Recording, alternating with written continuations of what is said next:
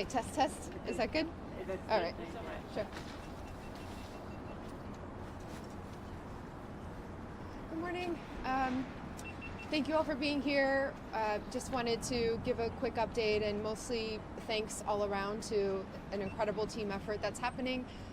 This has been months in the process of really engaging with every single person who has needed housing and treatment and shelter to understand their individual needs and to have lots and lots of conversations about what the right next step would be as the city works to make sure that everyone is safe and doesn't have to live out on the street, especially with the winter coming. As you can see, even down the street, the progress in terms of people who have already moved into their placements and ongoing moves and transportation and storage has been going really smoothly. And all of our city staff on the ground, from Tanya's team on the coordinated response side to the public health folks, housing, police, and all of our community partners have been checking in real time as we go to update the numbers, to troubleshoot any individual situations. We are, as a city, dealing with a challenge that cities across the country are facing when so many of our systems leave people falling through the gaps. And this overlapping set of crises around mental health and homelessness and substance use isn't one that can be fixed overnight anywhere, but we are seeing some real progress in Boston, having built up an infrastructure for low-threshold housing with medical supports and treatment, and now the outreach to be able to connect people directly there and work so that each individual is matched with their specific needs. It has been a long-standing challenge in the city of Boston. I will just reflect that for me, this is an issue that we are never going to give up on, because we also know that, relatively speaking, it is a manageable one to make sure that we can be a place where individuals get what they need and we can demonstrate what's possible by coordinating services. Every single major city in the country has to do a census of unsheltered individuals each year, and they send that information up to the federal government and up to HUD, just so that the national numbers are all in one place. Last year, the city of Boston census counted that there were 119 unsheltered individuals who were living on the street. Each one of those people on that night offered services, as they always are. But just as a comparison point, for example, the city of Los Angeles had nearly 25,000 people in their unsheltered individuals count. So we see this as a community of people who we are determined to ensure are moving forward with their recovery journey, and also contributing to the community and plugging back into the families they love, the neighborhoods they grew up in, and this city that they want to be a part of and are eagerly working to contribute to as well. So we're making great progress. It's been all hands on deck and everyone working together really closely. So most of all, I'm just incredibly grateful to our entire team and all of our partners on the ground who have been planning this and are now moving this forward. We are, as you can see, tents continue to come down when individuals are moving into their placements and packing up their belongings and then accessing that transportation. Once the last tent does come down, we will make sure that the street is cleaned and that there's some more of those services, just to kind of ensure that this area is how it should be. But that won't be the end of our efforts by any means. This is really a citywide effort to ensure that as we move to get people out of tense and dangerous situations and into housing and shelter, that we are going to have our mobile outreach teams moving citywide to provide the safety and support in any neighborhood of Boston that needs it. Several of these mobile response teams are already assigned to different areas slightly outside the Massancast area, just in the coming days, to be on hand and directly available. But this effort will be sustained, and even though we know it will not be fixed overnight, I feel very grateful and confident that the coordination that we've seen is unlike ever before in the city, and the infrastructure that's been built up that we can tap into is also at a different place than we've ever been before. So we need to continue working statewide and regionally and beyond to address this, as we know many folks are coming to Boston because we have services here that have been set up, but we are going to continue showing what can happen when you treat each individual person as a human being and really work to try to provide the supports and resources that are necessary. And I want to just hand it over to our incredible director of the Coordinated Response Team, Tanya Del Rio, for her update as well. Hi, good morning. I'm going to keep it brief. What I want to do is provide the latest numbers that we have. They are as of this morning. Teams have been working really hard throughout the week to provide those individual placements that are going to hopefully work in the longer term for people. So I'm going to share with you how many people have moved into that type of placement, how many are working on it. So as of yesterday, we had 52 people that completed their physical move to their placement, whether that be a family reunification, a shelter placement, a low threshold sites. There's a variety of destinations that people chose for themselves. 52 people have completed those moves. 25 more have accepted the offer that we've provided to them and are in the process of packing up, sorting out the storage. Just there's a lot of miscellaneous needs that people need to fulfill before they complete that placement. We will be providing storage, transportation, or whatever it is else that people need, whether it be basic needs or whatever it is. People do have a variety of things that we're helping them with. We've also completed 9 friends, family, or housing reunifications. And yesterday, the triage team identified 7 people that will be provided a placement assignment today.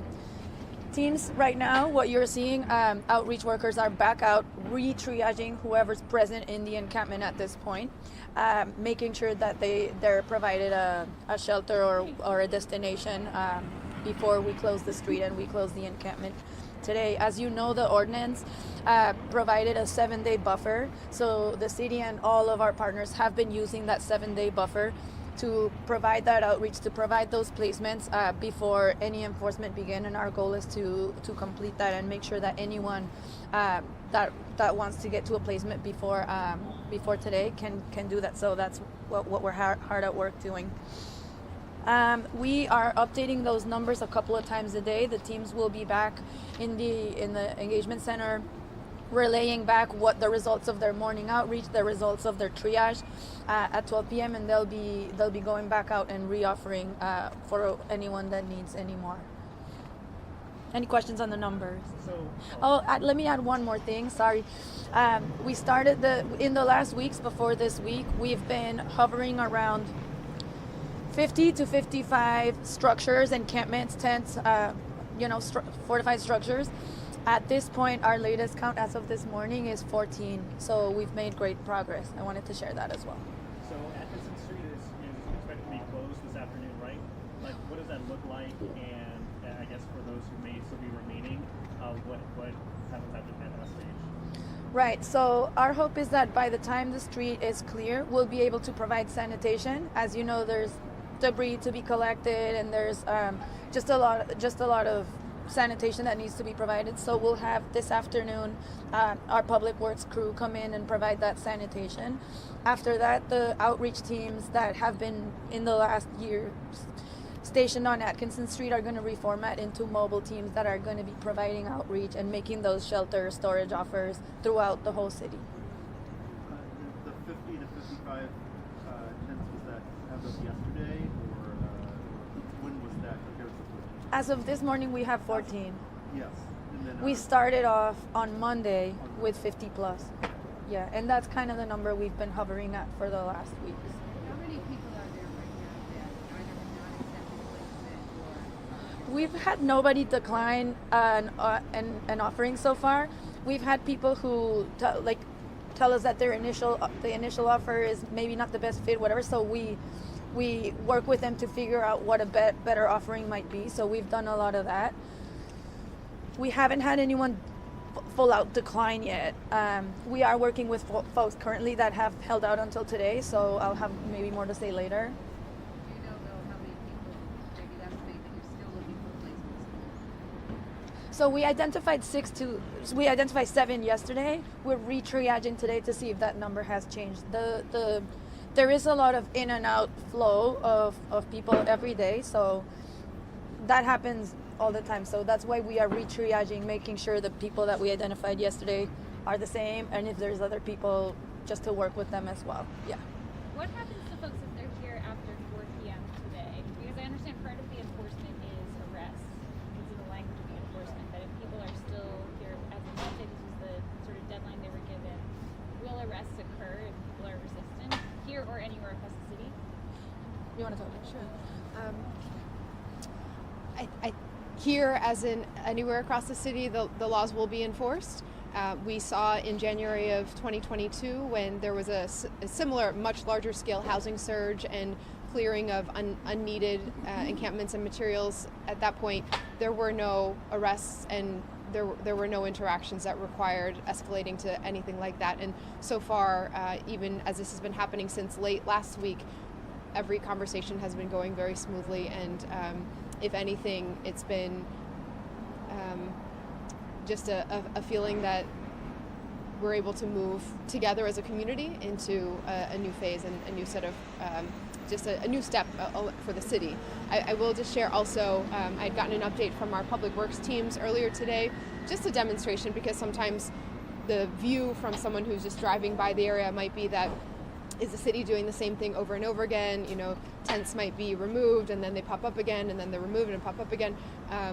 In January of 2022, when it was the first time that Boston had really done a major housing surge, placements, and then clearing of the unneeded encampments, there were 44 tons of debris and materials collected in that. Much of that was people had been living on wood pallets and large structures and propane tanks, because it had been years of folks staying every single night at Mass and Cass and on Atkinson Street. 44 tons collected. Yesterday it was about 2 tons of materials, and they expect today will be no more than another 3. So just that's the scale of where we are today versus where we were almost 2 years ago, in the progress that's been made, the infrastructure that's been set up, and the conversations where people are directly connecting with the city about what their needs are and how those needs can best be met. The gift cards, how many gift cards have been handed out so far, and who's funding those? City Market, right? Yeah, we have a couple of different sources for gift cards: Boston Public Health Commission and New Market. Yeah, Boston Public Health Commission and New Market. I don't want to disclose the number at this time, just because we're still on it. Okay, is there a budget though for the amount of money that's, like, where's the financial source for the... Boston Public Health Commission provided some. They always have some available for this kind of use, and New Market provided some as well. Yeah. And just a little detail, and I'm sure Tanya and the team could share a lot more, but for example, was it Monday that was raining all day? Yeah, so everything was wet on Monday, people's clothes and blankets and materials, and so in those conversations it became very clear that as folks were contemplating moving to a placement that made sense for them, they also didn't want to pack up wet things into storage permanently that would end up getting moldy or ruined anyway. And so this was one way to be able to help people land back on their feet and complete that move, and maybe get some of the clothing replaced and some other needs that they had as they were moving into their new space. Just in relation to the numbers, we talked about 44,000 tons when we first started coming out of the area, and now 44 tons. I'm sorry. 44 tons. 44 Yeah, tons. 44 Sorry. tons. I apologize. You know how many people are in this stuff? I mean, now you're down to about 100, a little bit below 100 people in some places, etc. How many more here right now? Yeah, the initial survey and list that was made in December of 2021, in the very first week of December, that was 147 people. By the time we got closer to the move on January 12th, it was closer to 170 or 180 people. And that's when the city had created nearly 200 units of low threshold individualized housing with medical supports. And so we are at the crowd size in terms of over the summer here was probably hovering in the range of anywhere between 150 and 200 people. But as our teams know, because they're on the ground every single day, many folks had housing, and it was a very different situation than before.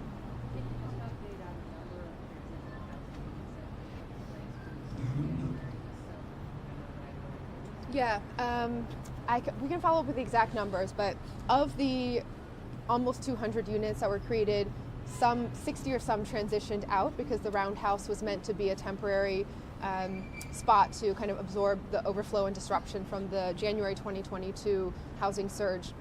Those have come down, but each of the residents there have been connected to and has identified already where they were, and it's been all in the same ecosystem of supports.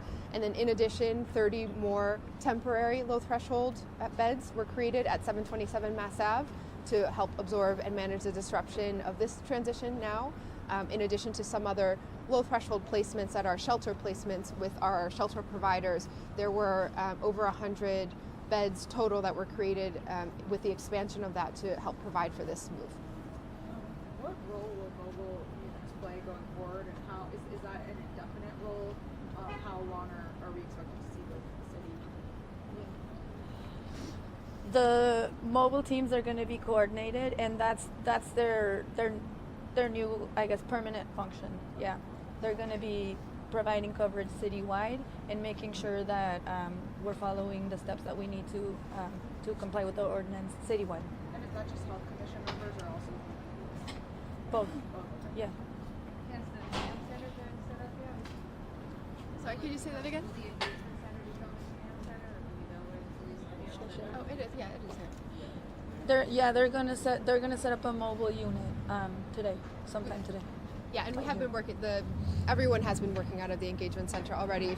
There's stations inside for storage. There's stations for transportation, for housing placements, and so there's the whole team and all of the outreach workers are coordinated in when it's kind of seamless process of when someone accepts their placement, where they are on the list, and then coordinating with each of the teams that are set up to support inside. So everyone is on the same page, and then there are multiple times a day briefings and huddles that happen across all of the teams, including public health, housing, outreach, community partners, and police, to just keep tweaking whatever needs to be adjusted in some of the policies. Even yesterday morning, there were some changes from the day before that went into place and that have helped support today as well.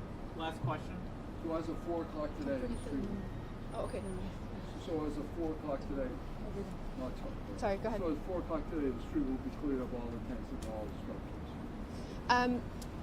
I don't, there's not a time where if something isn't totally wrapped up, then everything's going to get knocked down.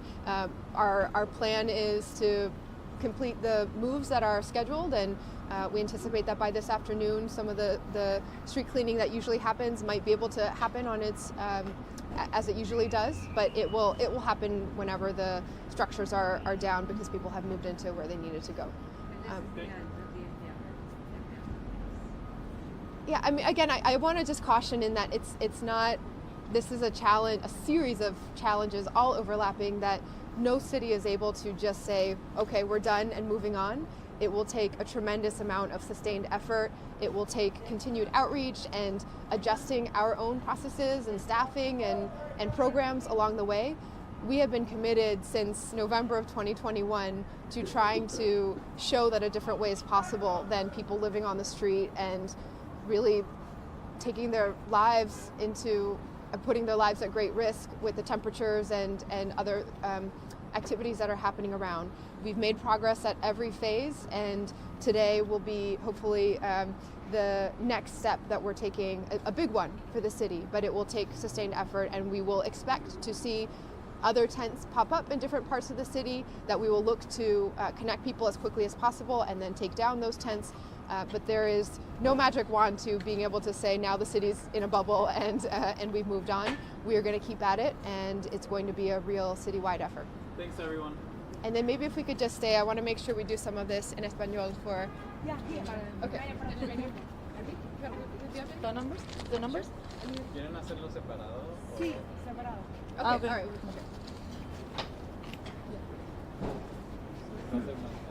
Gracias.